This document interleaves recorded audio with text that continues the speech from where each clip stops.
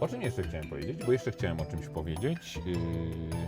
Tak, chciałem powiedzieć o tym. Jedźmy już, jedźmy, nie mogę się doczekać. 195 koni mechanicznych, jak to jedzie? Inteligentny alarm przekroczenia prędkości, dźwiękowe ostrzeżenie i tak dalej, układ ostrzegania o kolizji. To wszystko mogę sobie tutaj dowolnie sterować. Ale teraz, w tym momencie system przestał działać. Może o tym nie wiecie, ale z Silnym bardzo uważnie czytamy Wasze komentarze i staramy się na nie reagować. Silny ostatnio został zwolniony przez jednego z naszych widzów. Nie, Silny stoi za kamerą, więc wszystko jest jak najlepszym porządku, wszystko jest ok. Ale domagacie się samochodów spalinowych. Nie lubicie, widzę, samochodów elektrycznych, bo Volvo EX30 obejrzało się nie dość satysfakcjonująco. Zatem spełniamy Wasze prośby i oto jest samochód hybrydowy, samochód spalinowy z silnikiem elektrycznym. Nie dość, że w bardzo popularnym segmencie, to na dodatek za bardzo przyzwoite pieniądze. Bo ile kosztuje MG3 Hybrid Plus? Miał kosztować 84 000 złotych, ale kosztuje 87 950 zł. Za takie auto, za taki kawał samochodu. Długość to 4 metry 11 cm, a rozstaw osi to 2,60 z centymetrami. I teraz powiedzcie mi, moi drodzy, jakie jest najchętniej kupowane auto hybrydowe na polskim rynku? No oczywiście, że Toyota, ale to nie jest Toyota Corolla, choć tu Silny. Linia boczna pokazuje, że to nie jest wcale mały samochód, ale jednak wymiarami, a tak naprawdę rozstawem osi bliżej MG3 do Yarisa niż do zdecydowanie większej Corolli. Ale porównanie zostawmy może na inną okazję. To jest auto, które jest narysowane bardzo dynamicznie. Dla nas to jest zupełnie nowość, ale dla rynków azjatyckich, dla Chińczyków, ale także dla Brytyjczyków to jest już trzecia generacja tego samochodu. Dobrze wiecie, że byłem w tym roku w Australii i tam MG3 to jest bardzo popularny samochód, który bardzo chętnie jest wykorzystywany na przykład w wypożyczalniach samochodów. Ale to auto zostało zbudowane kompletnie od nowa i na naszym rynku występuje tylko i wyłącznie w jednej specyfikacji z jednym napędem. Z jednym napędem w 3 wersjach wyposażenia. To jest silnik wolnossący 1.5 i silnik elektryczny. Inspiracją dla nowej, trzeciej generacji trójki był tak naprawdę elektryczny MG4. I zobaczcie, to widać naprawdę, jak się przyjrzycie, w tym projekcie przodu. On jest bardzo ostro zarysowany. Nie jest oczywiście tak jak w elektrycznej czwórce, która u nas jest dostępna na naszym rynku i test tego samochodu możecie zobaczyć na naszym kanale. Nie jest tak wygładzona, no bo musi tutaj być tradycyjny grill, bo przecież silnik spalinowy musi być chłodzony. Ale ostre, wąskie reflektory, ale imitacja wlotów powietrza, no bo niestety to jest imitacja. I słuchajcie, jeśli ktoś marzy o włóknie węglowym w takim samochodzie, to i ono tutaj jest. Widzicie? Tu jest włókno węglowe. To już nie jest włókno węglowe, to jest już zwyczajny plastik. Przód jest dynamiczny, duże logo brytyjskiej marki, czy marki chińskiej z brytyjskimi korzeniami. I tym kiedyś się zajmiemy i ten problem rozstrzygniemy. Ale ładne przetłoczenia, fajne nadkola nie mają, i to jest bardzo dobra informacja, nie mają żadnego plastikowego elementu, żadnej plastikowej obudowy. To nadaje takiej lekkości temu samochodowi. No a tył, w zasadzie jakbym spojrzał na to światło, to ono mi przypomina światło z Audi, ale tył jest zgrabny, bardzo, bym powiedział, delikatny i nowoczesny. Prawda? Trochę w marce MG zapanował chaos, bo mamy oczywiście ZS-a i HS-a, które są jeszcze poprzednimi generacjami i one mają duże grille, ale już nowe auto, nowy ZS zwiastuje zupełnie nowe otwarcie. I trochę mam wrażenie, że trójka właśnie jest taką zapowiedzią tego nowego języka stylistycznego. Jeśli chodzi o funkcjonalność, to bagażnik, biorąc pod uwagę segment i biorąc pod uwagę napęd hybrydowy, to jest jeden z większych bagażników w klasie. To jest prawie 300 litrów, 298. Nie mamy oczywiście koła dojazdowego, chociaż jest tutaj miejsce na dojazdówkę. Z tyłu mamy akumulator, no i mamy taką piankę, w której mieści się szuwaks do wypełnienia koła, jak złapiemy gumę, i kompresor. Dlaczego tutaj jest miejsce na koło zapasowe. No żeby przekonać się, dlaczego tak jest, to trzeba sobie uświadomić, że w Polsce to auto dostępne jest tylko i wyłącznie z jednym napędem, ale normalnie w całym szerokim świecie azjatyckim, Ameryki Łacińskiej, gdzie tam sobie nie wymyślicie, to pod maską tego samochodu jest zwykły silnik benzynowy w 2 bodaj mocach, a u nas jest w tej najmocniejszej specyfikacji, czyli 1.5 wolno ssące 102 konie plus 136-konny silnik elektryczny. Razem, uwaga, 195 koni mechanicznych. W tak małym i lekkim samochodzie, bo auto waży 1360 kg. Ze mną trochę więcej. Bateria schowana jest pod fotelem, pod tylną kanapą, a silnik spalinowy i silnik elektryczny są schowane tutaj. I wiem, że silny nie lubi, jak silnik działa, ale słyszycie ten charakterystyczny terkot? I to jest ważna informacja. Silnik spalinowy mamy tutaj, silnik elektryczny jest tam głębiej schowany, tutaj jest inwerter. A dlaczego taki układ tego silnika i dlaczego o tym silniku warto parę słów powiedzieć? Bo w odróżnieniu do hybryd Toyoty na przykład, albo hybryd Stellantisa, czyli Peugeota i Corsy, tutaj mamy 1.5, ale 4-cylindrowe, a tam wszędzie są 3 cylindry. Będzie śmiesznie, bo będę próbował tutaj się zmieścić, no ale pamiętajcie, to jest auto wielkości Opla Corsy, Peugeota 208, nie wiem, czy kojarzycie jeszcze takie auto jak Seat Ibiza. Tak, to auto jeszcze jest oferowane na polskim rynku. Toyota Yaris wspomniana, więc to jest naprawdę mały miejski samochód. I jak na tak mały miejski samochód, to muszę powiedzieć, że zmieściłem się tutaj bez problemów. Miejsca nad głową mam wystarczająco. Jeszcze mogę rękę tutaj sobie wsadzić. Zobaczcie, nawet kolana mi się mieszczą, a siedzę sam za sobą. Ten fotel też jest dostosowany do mojego wzrostu. Mam 198 cm. No i to zaskakujące. Mieszczę się tutaj, a jak wspomniałem, 298 litrów ma bagażnik. Jak oni to zrobili?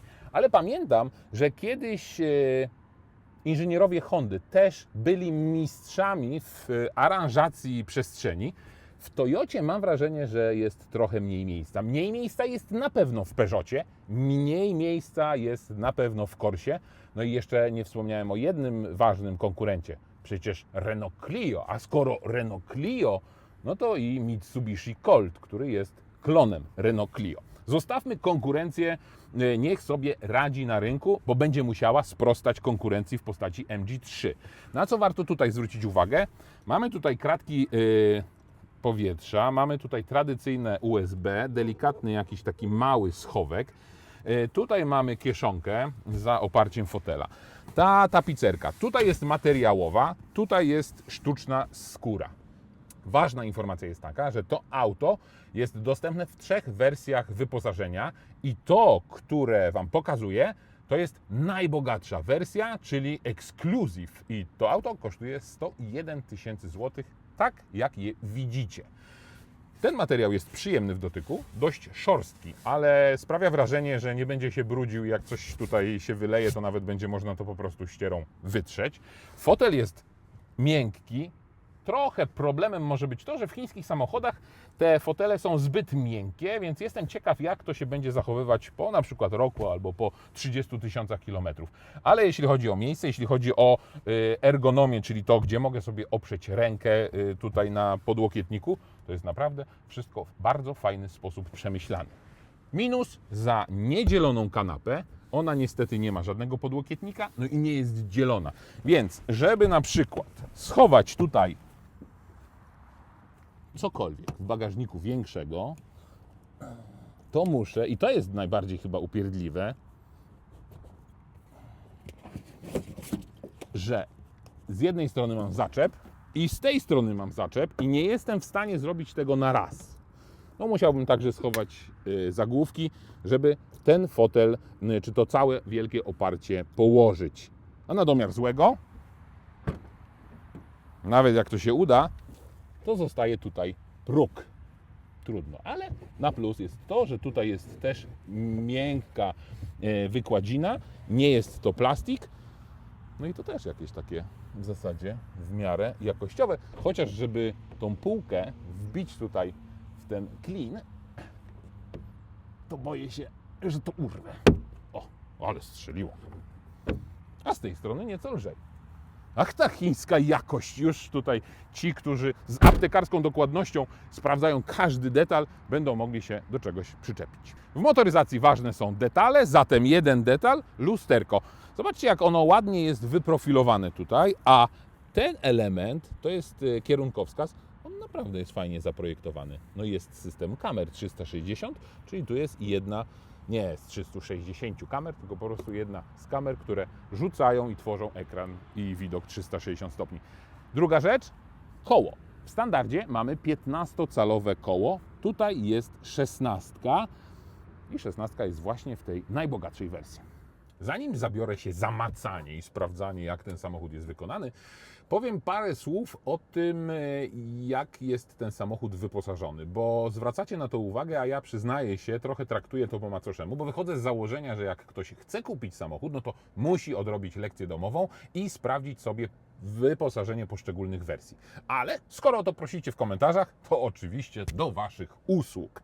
Zatem mamy MG w 3 wersjach wyposażenia i to jest Standard, Excite i Exclusive. Ten samochód jest w wersji Exclusive. I tak naprawdę te niewielkie różnice, one głównie dotyczą wyposażenia, ale przede wszystkim wyposażenia w elektroniczne systemy. No i tak, mamy na pokładzie tego samochodu coś, co nazywa się MG Pilot, czyli to jest zbiór wszystkich systemów, które pomagają nam albo jakoś wyręczają nas podczas jazdy. I w stosunku do 2 wersji, czyli Standard i Excite, ta Exclusive dodatkowo ma, już Wam od razu mówię, to jest ostrzeżenie o ruchu poprzecznym z tyłu pojazdu i monitorowanie martwego pola z asystentem zmiany pasa ruchu. W 2 podstawowych tych rzeczy nie ma. W przypadku kategorii bezpieczeństwo praktycznie to wyposażenie się nie różni. W standardzie mamy 15-calową felgę, a w kategorii wyposażenie wnętrza różnica polega na tym, że w 2 pierwszych wersjach mamy reflektory halogenowe z regulacją wysokości, a w wersji Excite mamy reflektory LEDowe z regulacją wysokości i tak samo jest jeszcze elektrycznie regulowane i ręcznie składane lusterko, to jest w podstawie, a w 2 pozostałych wersjach mamy już elektrykę. Proszę bardzo, jeśli weźmiemy pod uwagę fotele, to w tej wersji jest kieszeń na mapę za przednim fotelem pasażera. Za przednim fotelem pasażera. Kieszeń na mapę.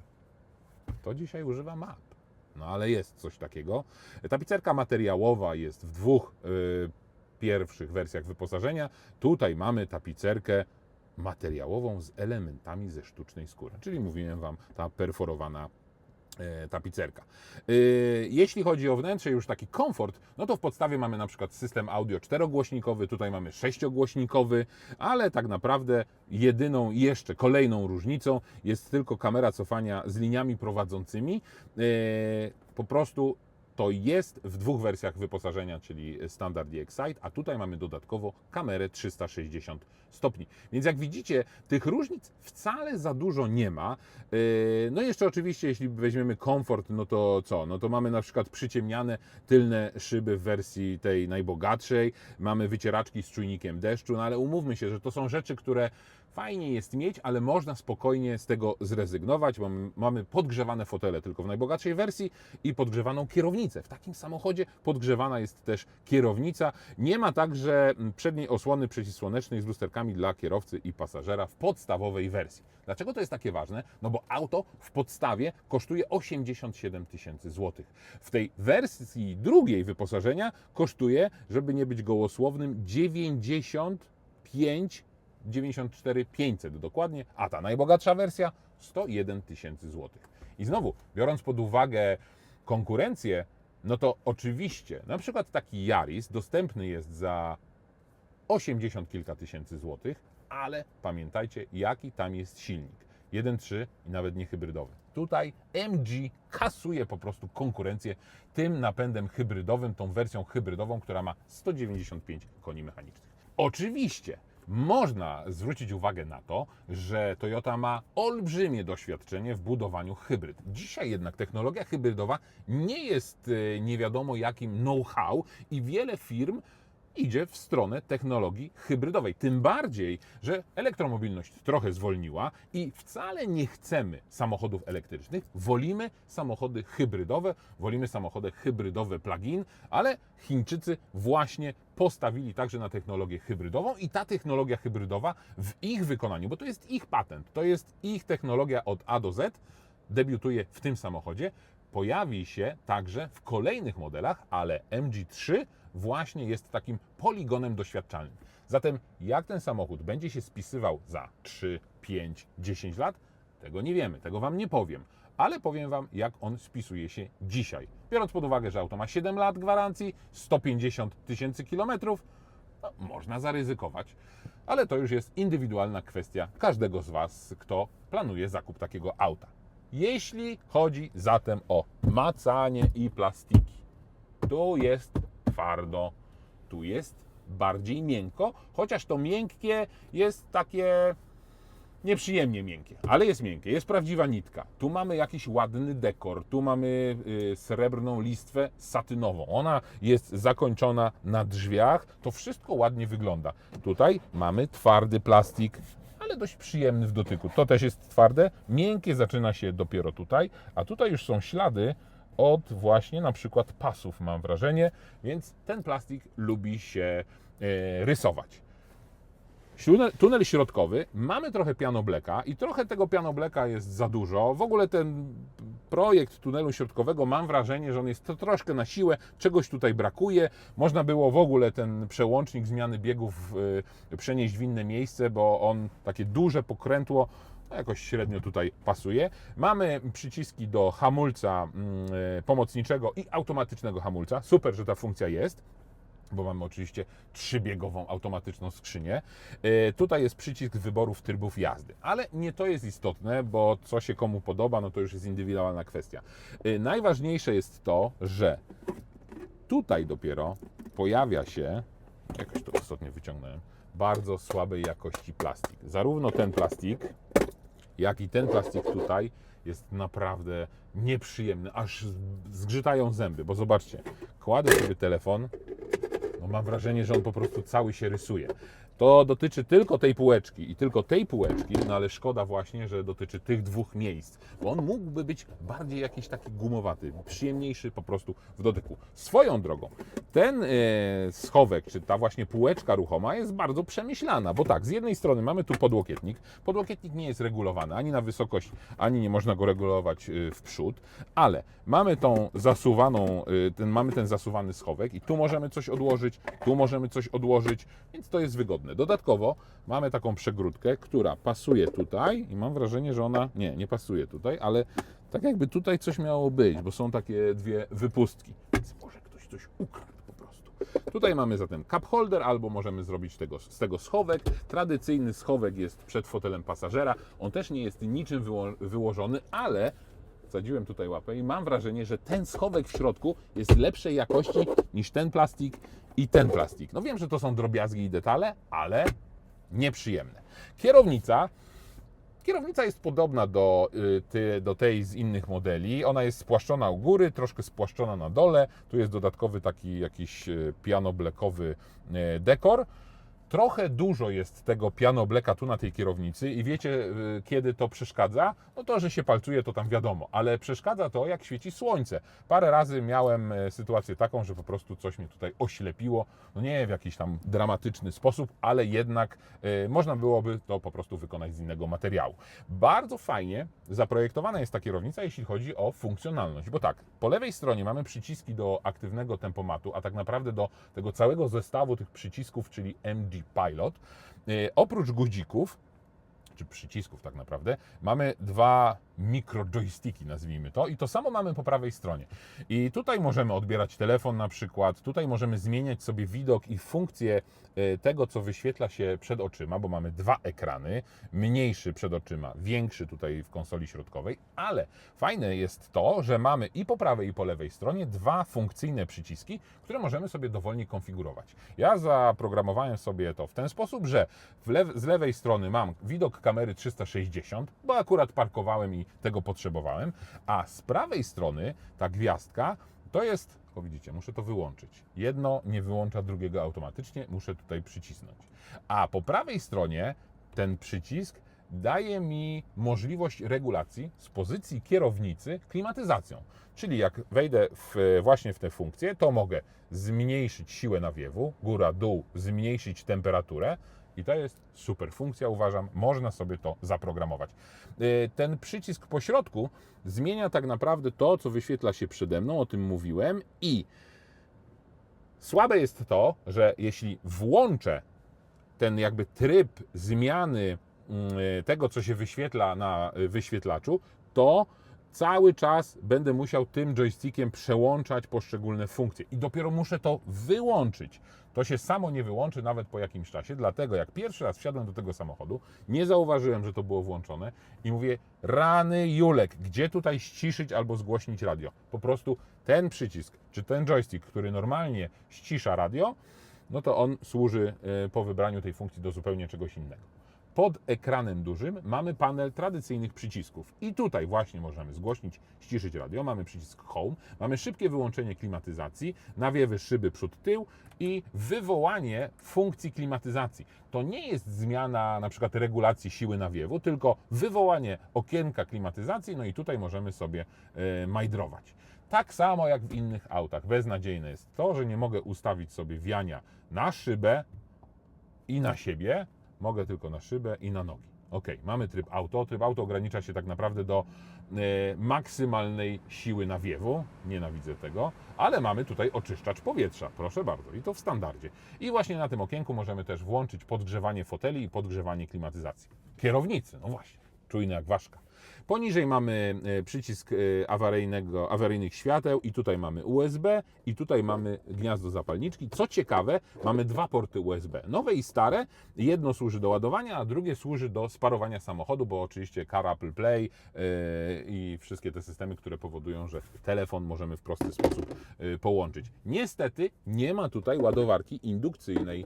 Szkoda, a przycisk Start-Stop jest tutaj bardzo mocno schowany. O, patrzcie, ktoś tutaj, ten plastik jakoś się tu rozłazi.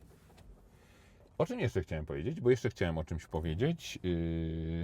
Tak, chciałem powiedzieć o tym, gdzie w takim razie regulować elektrycznie sterowane lusterka. Po lewej stronie kierownicy, tutaj mamy tradycyjny taki przełącznik, no i wybieramy sobie lewe, prawe lusterko. Tutaj także regulujemy wysokość świateł i otwarcie drzwi też ma ciekawe miejsce, bo nigdzie tutaj, chociaż mogłoby tu gdzieś być, nie, tutaj mamy otwarcie i zamknięcie, czyli blokadę drzwi. A, jeszcze jedno chciałem powiedzieć, bo na to zwróciłem uwagę, przeglądając się w lusterku. Tutaj mamy światełko LEDowe, ale tutaj w dachu są już zwyczajne żarówki. Szkoda, bo te światełka mogłyby być, jak to silnie powiedzieć, światło innej barwy, tak? Nie, innej temperatury. O, właśnie, inna temperatura, bo tutaj jest zimne światło, proszę bardzo, a tutaj jest ciepłe światło. A podsufitka jest czarna, miła, przyjemna. Jedźmy już, jedźmy, nie mogę się doczekać. 195 koni mechanicznych, jak to jedzie? No niestety, fizyki nie da się oszukać, czyli tutaj we wnętrzu czuć, że to jest samochód mały, miejski. To jest nie mój gabaryt trochę, mam 198 cm wzrostu i pewnie właśnie przez to jest tutaj mi dość niewygodnie. No bo tak, miejsca na nogi nie mam zbyt dużo, kierownica regulowana jest tylko w jednej płaszczyźnie, góra-dół, nie mogę jej przyciągnąć do siebie, więc muszę odsunąć fotel. No ale to jest już maksymalnie odsunięty fotel, no i widzicie, nadal tutaj tego miejsca nie jest za dużo. Ale okej, są niżsi kierowcy, którzy szukają miejskich samochodów i dla nich z pewnością będzie tutaj zdecydowanie więcej przestrzeni. To fotela niestety nie zmienią, a niestety ten fotel jest tak wyprofilowany, dokładnie mówiąc siedzisko jest tak wyprofilowane, że czuję, jak mnie coś tutaj by uwierało w tyłek. Nie jest to przyjemne. Ta kierownica spłaszczona u góry, trzeba się do niej przyzwyczaić.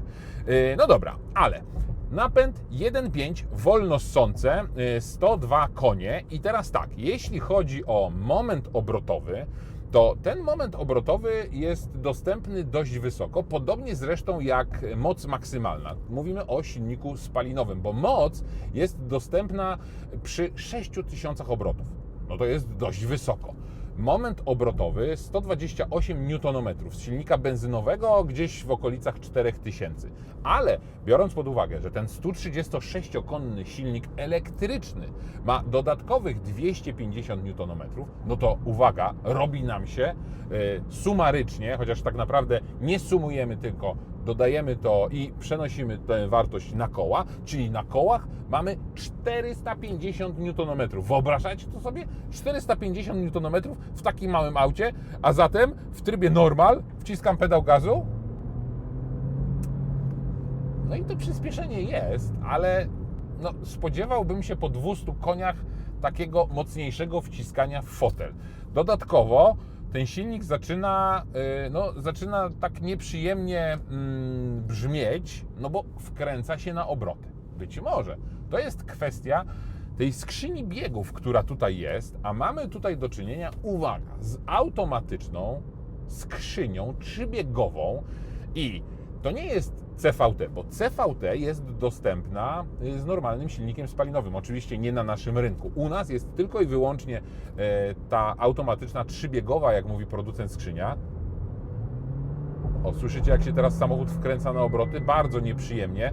Niestety nie mam obrotomierza, bo nie ma tutaj obrotomierza, więc nie mogę zobaczyć, jakie mam obroty. Oczywiście mam podgląd, trochę tak krzywo patrzę, bo silny tak zamontował GoPro, że nic tutaj nie widzę. Mam tutaj przepływ energii i wtedy widzę obroty silnika elektrycznego. O, jakiś idiota przede mną na motocyklu.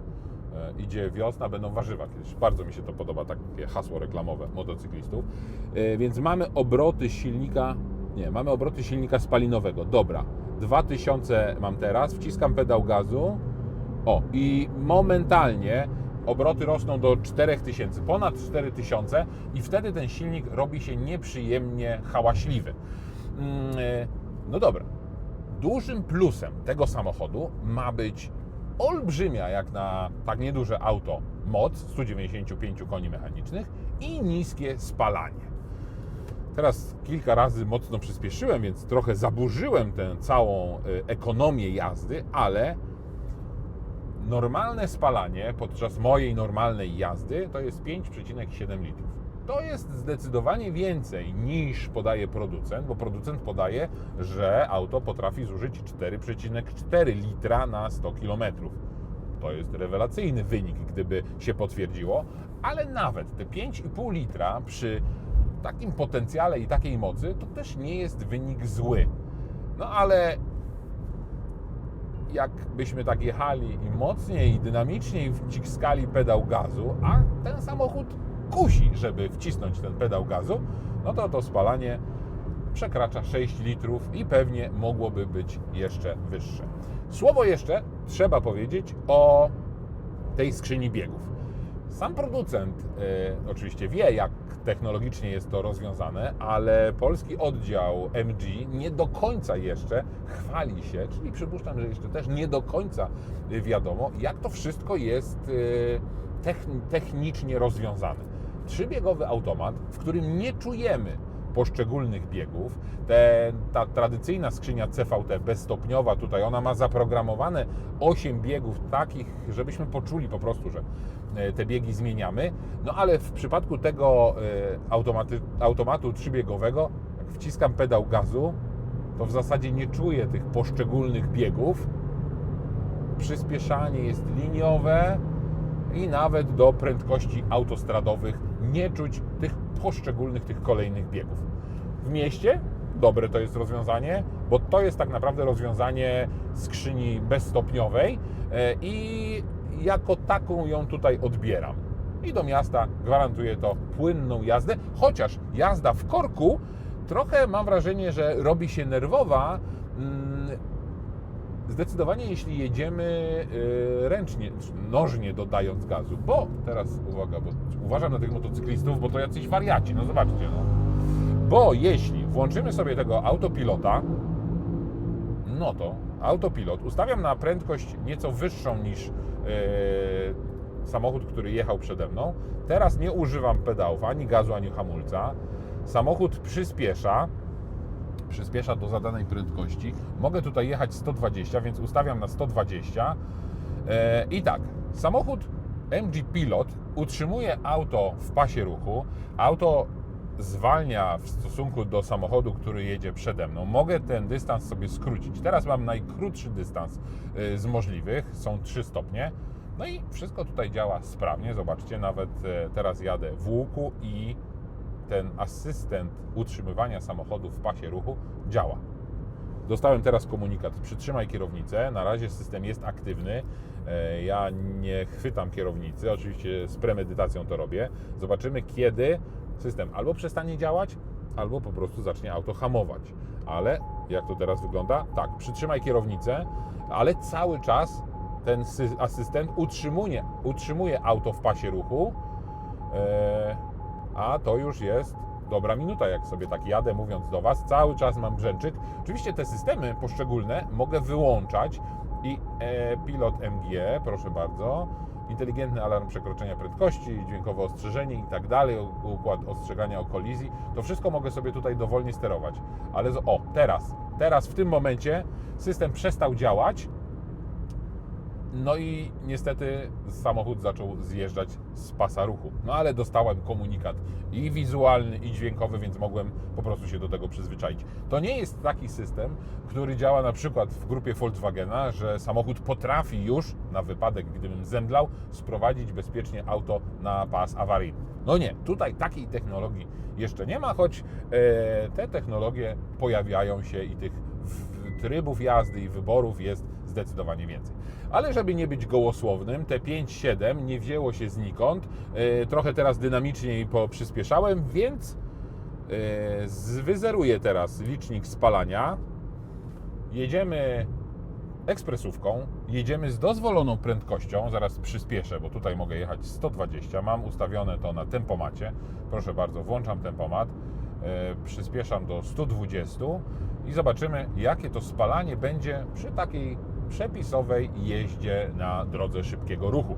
A w międzyczasie powiem Wam jeszcze o 2 rzeczach, które nie tyle co irytują, tylko które warto poprawić, bo lusterka, one wydają się duże, ale samo szkło lustra jest małe, po prostu. A przecież lustro jest wielkie. Dużo jest plastikowej połaci, zarówno z lewej strony, jak i z prawej. To trochę ogranicza widoczność. No to jest trochę takie czepianie się, ale sama wielkość lusterka mogłaby być zdecydowanie wyższa. Kolejna rzecz, ujawnia się to teraz właśnie z taką prędkością, no powiedzmy autostradową, 120. Silnik generalnie pracuje, no jeśli wierzyć tym wskazaniom, 2700 obrotów i on dość głośno chodzi. Nieprzyjemnie, na dłuższą metę, gdybym miał jechać tak na przykład, nie wiem, 100-200 km, no to pewnie mogłaby mnie rozboleć głowa. Szkoda. Czyli zobaczcie, przy takiej prędkości 120 km na godzinę to spalanie to jest 5,5 litra, 5,7 teraz skoczyło, czyli widzicie, nie kłamałem, 5,7 z jednej strony, jak na tę moc, to jest zadowalające spalanie, ale dość odbiega ono od deklarowanego spalania przez producenta 4.4, chociaż wiadomo, że przecież to jest spalanie liczone według normy WLTP i to ze spalaniem rzeczywistym tak naprawdę nie ma wiele wspólnego, no ale jest jakimś punktem odniesienia. Niech spalanie sobie liczy. Jak to wygląda? 110 tu mogę jechać, więc muszę zwolnić. Kolejna rzecz, właśnie, widzicie, w dzisiejszych czasach w nowych samochodach przyzwyczajeni jesteśmy do tego, że jednak, czy nam się to podoba, czy nie, te ograniczniki prędkości, czy te systemy, które czytają ograniczenia prędkości, jednak wyhamowują samochód. Ja jestem zajęty mówieniem do Was i nie zauważyłem i przez chwilę jechałem 10 km szybciej niż jest dozwolone, więc proszę o łagodny wymiar kary. Silny tego nie dawaj. Wiem, że to dasz, ale proszę nie, bo nie chcę płacić mandatów. Ale zmierzam do tego, że no nie ma tutaj, jest system rozpoznający ograniczenia, bo dostaje komunikat, ale samochód nie potrafi jeszcze zwolnić do właśnie ograniczenia, które się pojawiło. Szkoda i nie jest to system, który jest wyłączony, tylko po prostu tego systemu nie ma. Jest za to system rekuperacji, bo cały czas widzę, jak ta energia przepływa, którędy, znaczy jakby skąd czerpie silnik, czy na koła, skąd idzie moc, czy z silnika spalinowego, czy z silnika elektrycznego. Cały czas mam podgląd tej sytuacji, tylko muszę to tutaj znaleźć. I cały czas też widzę, jakie jest zużycie prądu. Teraz jadąc te 110 na godzinę, zużycie waha się między 12 a 18 kW. Mogę zmienić tryb rekuperacji i to jest tutaj odzyskiwanie energii na słabe, średnie albo silne i wtedy 90 na godzinę. Nie wiem dlaczego, bo nie ma takiego ograniczenia, tu jest cały czas te 110, no ale dobrze, system tak rozpoznał taką prędkość, więc zwalniam do 90. Zaraz nas tiry będą wyprzedzać. Więc jeśli chodzi o tę rekuperację, to słabe odzyskiwanie energii jest faktycznie takie, że tego się nie odczuwa. Średnie i silne już powoduje, że w momencie zdjęcia nogi z pedału gazu samochód czuć, że hamuje, no bo teraz ta energia jest odzyskiwana. I stosowną ikonkę mam tutaj na wyświetlaczu.